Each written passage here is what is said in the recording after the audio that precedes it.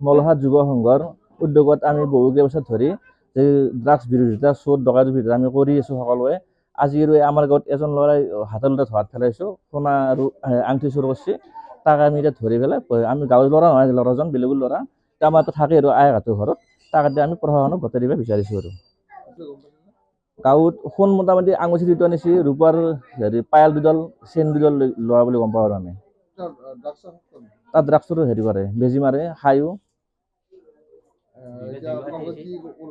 আমি তেওঁক প্ৰশাসনক গতাই দিব বিচাৰিছোঁ। আৰু এবাৰ নহয়, বহু বছৰ আমি গাঁৱত আলোচনা কৰি বিচাৰ পাতি তাক গাঁৱত কৰিছোঁ, খাবৰ কাৰণে বাধা কৰিছোঁ, কিন্তু সি বাধা নামানি এতিয়া চোৰত লাগি গৈছে। তেওঁ গাঁৱত প্ৰথম আগতে আগবাৰ ৰদ চোৰ কাৰণে ধৰি আমি পুলিচক গতাই দিছোঁ, কিন্তু আৰু ওলাই আহে।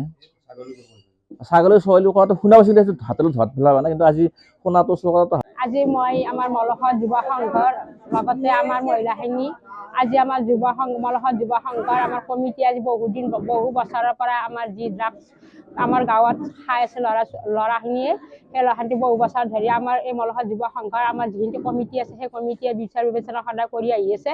আজি যিজন ল'ৰাই আজি ড্ৰাগছ খাই, সেই ল'ৰাজনে আজি আমাৰ নিজৰ ঘৰৰ মাকৰ ঘৰত সোণা চুৰি কৰি, 4 দিন আগতে সোণা চুৰি কৰে, চুৰি কৰাৰ পিছত আজি ধৰাত পৰে। সেই সোণা আমাৰ মলহট যুৱ সংঘৰ ল'ৰাখিনিয়ে বিচাৰ খোচাৰ কৰি সামৰি লয় আৰু সোণাখিনি উদ্ধাৰ কৰাৰ বিনিময়ত আজি সমূহ আমাৰ মহিলাখিনি আজি আমি সিহঁতৰ লগত আমি আগবাঢ়ি আহিছোঁ, যাতে আমাৰ এই ল'ৰাজন আমাৰ এই গাঁৱৰে নহয়, এই গাঁৱৰ বাসিন্দাও নহয় তেওঁ, গতিকে তেওঁক অতি শীঘ্ৰেই আমাৰ এই গাঁৱৰ পৰা আমাৰ মহিলা আৰু আমাৰ পুৰুষ যিখিনি আছে সকলোৱে লগ লাগি ইয়াৰ পৰা পঠাই অতি সোনকালে সিদ্ধান্ত কৰিব লাগে বুলি আমি নিউজ লাইভৰ জৰিয়তে আমি সাক্ষাৎ প্ৰদান কৰিছোঁ। আমি মলহট যুৱক সংঘই আজি বিগত বছৰৰ পৰা মলহট চুবুৰীটোক আমি ড্ৰাগছ মুক্ত কৰাৰ কাৰণে, চোৰ ডকাইতৰ পৰা মুক্ত কৰাৰ কাৰণে আমি সৈনিকৰ দৰে জঁপিয়াই পৰি আছোঁ। আজি এই ল'ৰাটোক আগতেও বহুবাৰ মানে এনেকুৱা ধৰণৰ ড্ৰাগছৰ লগত জড়িত, চোৰৰ লগত জড়িত, ডকাইতৰ লগত জড়িত, এনেকুৱা ক্ষেত্ৰত তাৰ ক্লাবত বিচাৰ হৈছিল।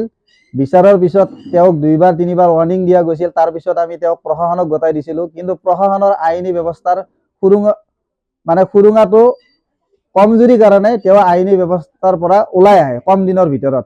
কিন্তু এটা কথা দুখৰ বিষয়, ল'ৰাটো আমাৰ গাঁৱৰ নহয়। ল'ৰাটোক এতিয়া আমি প্ৰশাসনক গতাই দিম, আৰু প্ৰশাসনে লৈ যোৱাৰ পিছত তাৰপিছত তেওঁ আমাৰ গাঁৱত কোনো ধৰণে আমাৰ গাঁৱত পদাৰ্পণ কৰিব নোৱাৰিব। এইটো আমাৰ ৰাইজৰ ফালৰ পৰা সিদ্ধান্ত। খাবাক লাগি লৈ আহিছিলোঁ, ৰূপা আৰু সোণা লৈ আহিছিলোঁ মাই ৰুমৰ পৰা। পাও খাবাক লাগি আগতে 2বাৰ এই কেছতে, খাৱাৰ কেছুত ড্ৰাগছ। এইটো বালাগড় ইফালে পোৱা যায়, এইটো কৈলাৰ তাতে পোৱা যায়। আমি কৈলাৰ তাৰ পৰা আনো। 500 টকা লয়, 400 টকা লয়, 300 টকা লয়। আৰু সেইকাৰণে পইচা নজলে, সেইকাৰণে চুৰি কৰা।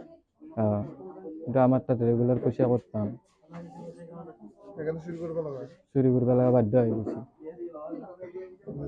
নাখালে কেনেকুৱা?